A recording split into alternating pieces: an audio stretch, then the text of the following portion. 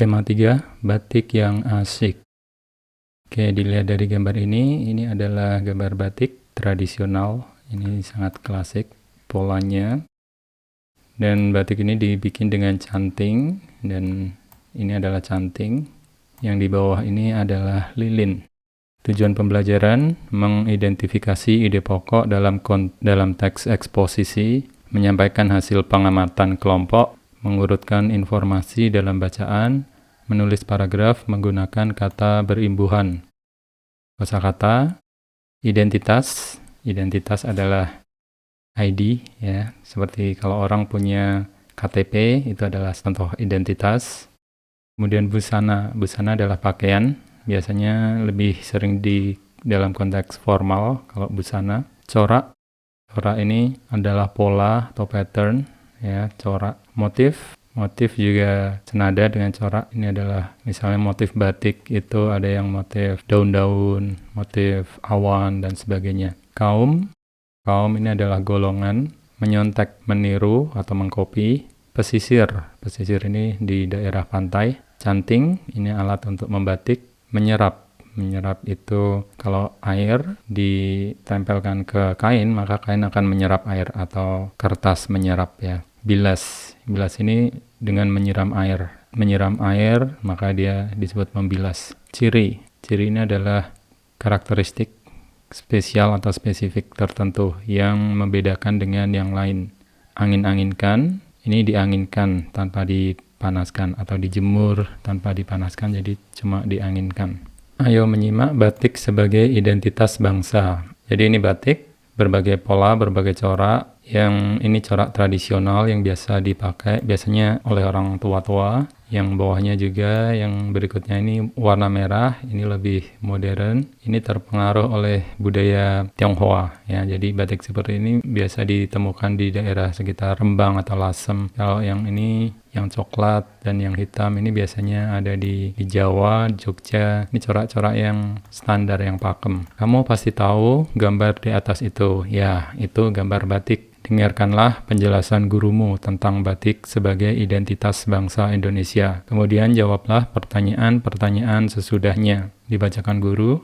Batik sebagai identitas bangsa. Siapa yang tidak mengenal batik? Batik adalah salah satu seni budaya asli Indonesia. Hampir di setiap daerah di Indonesia, kita bisa menemukan batik dengan corak khas. Ada batik Pekalongan, batik Madura, batik Bali, batik Kalimantan, batik Aceh, bahkan batik Papua. Batik berasal dari bahasa Jawa yang terdiri atas dua kata, yaitu amba, yang artinya menulis, dan titik. Jadi, batik adalah seni menulis dengan cara menitikkan cairan lilin panas di atas kain. Ada yang mengatakan bahwa teknik membatik ini dibawa oleh pedagang beragama Hindu dari India atau Sri Lanka pada abad ke-6 atau ke-7. Namun, menurut beberapa ahli sejarah, seni membatik ini asli dari daerah. Buktinya daerah seperti Toraja, Flores, Maluku, dan Papua yang tidak dipengaruhi oleh agama Hindu juga memiliki tradisi membatik. Dahulu batik memiliki jenis, corak, dan warna yang terbatas. Bahkan beberapa corak hanya boleh dipakai oleh kaum kerajaan. Namun batik pesisir menyerap berbagai pengaruh dari luar, seperti dari pedagang asing. Bangsa Tionghoa memberi pengaruh warna-warna cerah. Bangsa Eropa menambah corak bunga yang sudah ada, gedung, dan kereta kuda, sedangkan batik tradisional tetap mempertahankan corak aslinya. Seni batik jelas telah menyebar di Indonesia dan menjadi identitas atau ciri yang dapat mempersatukan rakyat Indonesia. Di berbagai acara kenegaraan, pemimpin-pemimpin kita sering menggunakan batik sebagai busana resmi mereka. Bahkan beberapa tokoh dunia telah turut memakai baju bercorak batik dalam beberapa acara internasional. Batik juga telah diresmikan oleh UNESCO sebagai warisan budaya asli Indonesia pada tanggal 2 Oktober 2009. Kini, tanggal 2 Oktober kita peringati sebagai Hari Batik Nasional. Kamus kecil, identitas, jati diri, tanda khas yang dimiliki seseorang, corak, bunga atau gambar pada kain, kaum, golongan, kelompok orang,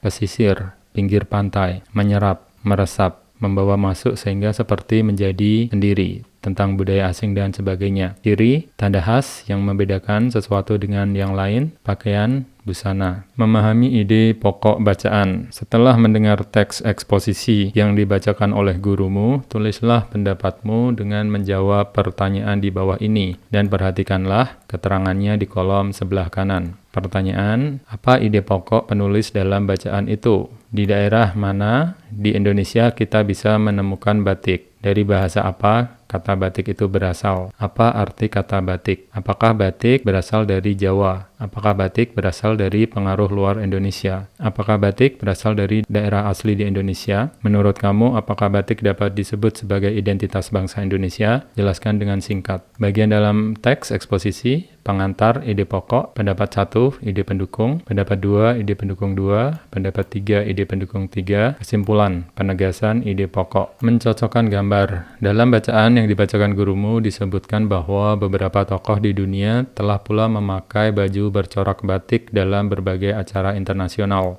Dapatkah kamu mengenali tokoh-tokoh di bawah ini? Cocokkan gambar tokoh dengan penjelasan tokohnya. Ini adalah Nelson Mandela. Nelson Mandela ada di E, mantan Presiden Afrika saat berkunjung ke Indonesia pada tahun 1997. Yang kedua adalah Bill Clinton. Bill Clinton ada di C. Bill Clinton mantan Presiden Amerika saat menghadiri APEC Summit di Bogor, Indonesia pada tahun 1994. Yang ketiga adalah Barack Obama. Barack Obama ini sangat populer di Indonesia karena dia dulu sekolah SD-nya di Indonesia. Barack Obama, mantan Presiden Amerika Serikat saat menghadiri acara East Asia Summit di Bali. Bill Gates, nomor 4. Bill Gates ada di B. Bill Gates, pemilik Microsoft saat berkunjung ke Indonesia pada tahun 2008 di Jakarta. Kemudian nomor 5 adalah Presiden Joko Widodo. Bapak Joko Widodo, Presiden ke-7 Republik Indonesia, dalam berbagai acara selalu berbusana batik. Ayo berbicara. Nah, setelah mengenal batik lebih baik, coba perhatikan di sekelilingmu. Berapa banyak orang yang memakai baju batik? Seberapa sering orang mengenakan baju batik? Pantaskah bila batik disebut sebagai busana atau pakaian nasional? Pantas ya, karena sering orang pakai batik sehari-hari. Kalau Jumatan,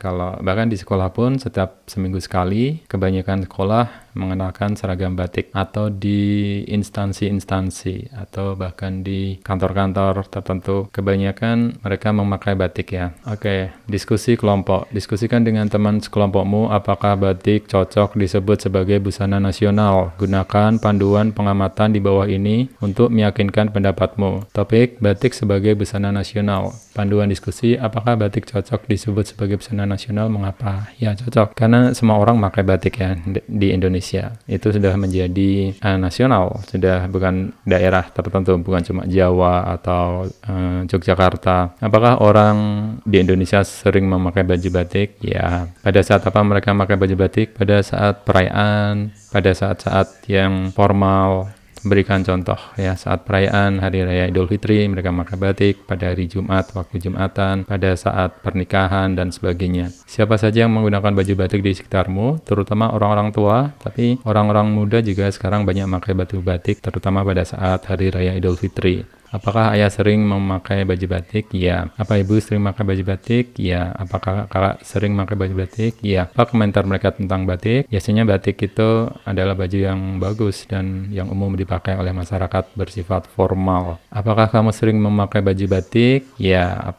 Pada saat apa kamu memakainya? Biasanya kalau anak sekolah pada saat sekolah. Seminggu sekali memakai baju batik, dan juga pada saat perayaan hari raya. Ada berapa baju batik yang kamu memiliki? Beberapa ya. Daerah mana batik bisa ditemukan di seluruh Indonesia? Berikan contoh. Batik di Pekalongan sangat terkenal, batik di Rembang, Lasem, batik di Jawa Tengah, Semarang, dan juga di Yogyakarta, Bogor, Cirebon, dan lain-lain.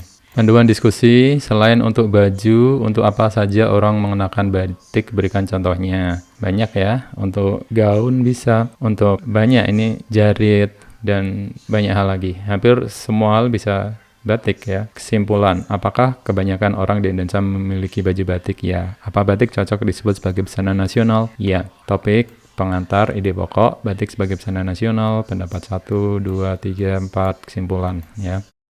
Kemudian kebahasaan, tahukah kamu penggunaan awalan pe? Awalan pe ialah awalan yang diletakkan sebelum kata dasar. Awalan pe mempunyai 6 bentuk yang tampak pada bagian di samping. Pe menjadi pe, pem, pen, peng, peny, dan penge. Pertama, pe digunakan sebelum kata dasar yang dimulai dengan huruf L, M, N, R, W, Y, Eng, dan N. Contohnya, lari menjadi pelari, artinya orang yang berlari atau profesi. Marah menjadi pemarah, orang yang memiliki sifat mudah marah. Rasa menjadi perasa, orang yang memiliki sifat mudah merasa. Warna menjadi pewarna, alat untuk memberi warna. Judo menjadi peyudo, orang yang melakukan judo bisa profesi. Ngamen menjadi pengamen, orang yang mengamen. Nyanyi menjadi penyanyi, orang yang menyanyi. Pem digunakan sebelum kata dasar yang dimulai dengan huruf B dan P, namun huruf B tetap utuh sedangkan huruf P luluh menjadi M. Contoh, kata dasar berani, kata berawalan pem, pemberani, artinya adalah orang yang memiliki sifat berani. Pikul, pemikul, artinya alat untuk memikul. Pen digunakan sebelum kata dasar yang dimulai dengan huruf C, D, J, dan T, namun huruf C, D, dan J tetap utuh sedangkan T luluh menjadi N. Contoh, curi menjadi pencuri, orang yang mencuri. Dongeng menjadi pendongeng, orang yang mendongeng, bisa profesi. Jahit menjadi penjahit, contoh orang yang menjahit, bisa profesi. Tulis menjadi penulis, orang yang menulis, bisa profesi. Kemudian, punch digunakan sebelum kata dasar yang dimulai dengan huruf S, namun huruf S luluh menjadi N. Contoh, siar menjadi penyiar, artinya orang yang menyiarkan. Peng digunakan sebelum kata dasar yang dimulai dengan huruf K, KH, dan H, namun huruf K luluh menjadi Eng, sedangkan huruf K dan H menjadi tetap. Contoh, kata dasar kirim, pengirim, orang yang mengirim. Hayal, penghayal, orang yang memiliki sifat sering berhayal. Hibur, penghibur, orang yang menghibur. Peng juga digunakan di awal kata dasar yang dimulai dengan huruf vokal A, I, U, E, O. Dasar kata ajar, pengajar, artinya orang yang mengajar, bisa profesi. Edar, pengedar, orang yang mengedarkan. Olah, pengolah, alat untuk mengolah. Penge hanya digunakan untuk kata yang hanya bersuku satu. Contoh, cat menjadi pengecat, artinya orang yang mengecat. Arti awalan pe. Nah, kalau kita perhatikan, arti awalan pe dapat dibagi menjadi beberapa kelompok. 1. Orang yang melakukan. 2. Orang yang berprofesi. 3. Orang yang memiliki sifat. Dan 4. Alat yang digunakan untuk melakukan. Oke, sekarang kita akan berlatih menggunakan awalan pe. Jelaskan arti awalan tersebut. Teknik membatik dibawa oleh pedagang. Pedagang itu orang yang profesinya sebagai pedagang dari India atau Sri Lanka. Pria pemakai batik itu terlihat lebih gagah. Pemakai artinya di sini orang yang memakai. Kain batik dibuat dengan menggunakan pewarna alami. Pewarna di sini adalah alat untuk mewarnai. Nesya ingin menjadi pelukis, namun setelah melihat pameran batik, ia kini ingin menjadi pembatik. Pembatik itu orang yang membatik atau profesinya membatik. Ayo membaca teks eksplanasi proses pembuatan batik. Bacalah bacaan di bawah ini dengan seksama. Perhatikan kata-kata dalam bacaan yang menggunakan huruf cetak miring dan berilah tanda. Proses pembuatan batik. Batik adalah kekayaan budaya bangsa Indonesia. Banyak sekali daerah di Indonesia yang menghasilkan kain batik. Tiap daerah memiliki corak, motif, gambar, dan warna yang berbeda. Namun, proses pembuatan batik ini hampir sama di semua daerah. Pertama-tama, corak atau motif batik dibuat langsung pada kain dengan menggunakan pensil. Motifnya bisa bebas atau dengan menyontek. Desain yang sudah ada dan disebut dengan memola. Langkah berikutnya disebut dengan batik, yaitu menempelkan lilin cair ke kain, mengikuti garis motif yang sudah dibuat. Untuk itu diperlukan alat yang disebut canting. Selanjutnya adalah nembok, yaitu proses menutupi bagian kain dengan menggunakan lilin panas. Bagian yang ditutup itu nantinya tidak akan terkena pewarna dalam proses pewarnaan. Kemudian kain yang sudah diberi lilin itu dicelupkan ke dalam cairan pewarna. Proses pewarnaan itu akan mewarnai bagian yang tidak tertutup lilin. Bagian yang tertutup lilin akan tetap berwarna putih. Setelah itu, kain dikeringkan dengan dijemur. Apabila telah kering, kain dilukis kembali dengan menggunakan canting. Bagian yang ditutup dengan lilin cair akan tetap memiliki warna sebelumnya. Setelah itu, kain dicelupkan ke pewarna berikutnya dan dikeringkan lagi. Untuk menghilangkan lilin yang menempel pada kain, kain dicelupkan ke dalam air panas. Setelah kain bersih dari lilin dan sudah kering, proses membatik menggunakan lilin dapat dilakukan lagi. Proses membuka dan menutup lilin ini dapat dilakukan berulang kali, tergantung tergantung pada banyaknya warna yang diinginkan pada kain batik. Proses pewarnaan yang berulang-ulang ini disebut dengan medel. Langkah terakhir adalah melepas semua lilin yang ada pada kain dengan cara memasukkan kain ke dalam air mendidih. Setelah itu, kain diangkat dan dibilas dengan air bersih. Lagi diangin-anginkan hingga kering. Proses itu disebut dengan pelorodan atau perontokan lilin. Nah, sekarang kita dapat mengerti mengapa harga kain batik, terutama batik tulis, cukup mahal. Proses pembuatan batik memang lama dan membutuhkan banyak tenaga. Batik yang merupakan budaya asli Indonesia ini harus tetap kita lestarikan. Melestarikan batik adalah tanggung jawab kita bersama sebagai warga negara Indonesia. Diskusikan bersama temanmu apa yang dimaksud penulis dengan huruf cetak miring untuk kata-kata yang sudah kamu beri tanda. Kata motif artinya desain, gambar, menyontek, meniru, mengikuti bentuk yang sudah ada. Canting, alat khusus untuk menempelkan lilin panas ke atas kain. Bilas, mencuci dengan air hingga bersih. Angin-anginkan, meletakkan sesuatu di tempat yang tertiup angin supaya kering. Bacalah kalimat-kalimat di bawah ini yang berisi informasi dari bacaan dan tulislah pendapatmu di kolom yang tersedia. B untuk benar dan S untuk salah. Batik adalah seni budaya asing. S, salah ya. Batik adalah seni budaya lokal atau asli Indonesia. 2. Tiap daerah memiliki corak, motif, gambar, dan warna yang beda. B, benar. Proses membatik berbeda-beda di tiap daerah. Salah. Prosesnya sama. Proses membatik terdiri atas beberapa langkah. Benar. Proses pembuatan batik membutuhkan banyak waktu dan tenaga. Benar. Membatik adalah seni membuat motif dengan menempelkan lilin panas di atas kain. Benar. Langkah-langkah pertama proses membatik ialah menempelkan lilin panas langsung pada kain dengan menggunakan canting. Salah, karena pertama harus dibuat pola dulu menggunakan pensil. Langkah terakhir proses membatik ialah melepas semua lilin yang ada pada kain dengan cara memasukkan kain ke dalam air mendidih. Benar. Langkah terakhir proses membatik, ya. Kecuali kalau langkah pengeringan dihitung berarti ini salah ya. Pengeringan angin-angin itu termasuk langkah membatik, berarti